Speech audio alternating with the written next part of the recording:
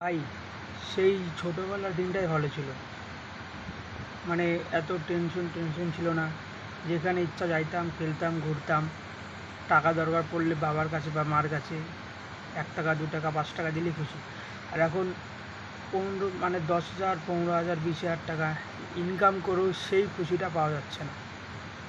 মানে সময়ের সাথে সাথে সব কিছু কীভাবে পাল্টে যায়, মানে ভাবার বাইরে। এখন মনে হচ্ছে সেই ছোটোবেলার দিনগুলাই অনেক ভালো ছিল। কেউ কিছু বলার ছিল না, না কিছু ছিল। আর এখন যত দিন বাড়ছে তত টেনশন, তত মাথায় চাপ, তত কেরিয়ার নিয়ে টেনশন।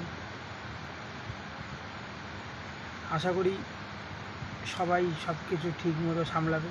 কিন্তু ছোটোবেলার কথাগুলো ভাবলে মনে পড়ে সেই বন্ধুদের সাথে আড্ডা দেওয়া, মাঠে খেলা, আর ঘুরে বেড়ানো, স্কুলে যাওয়া।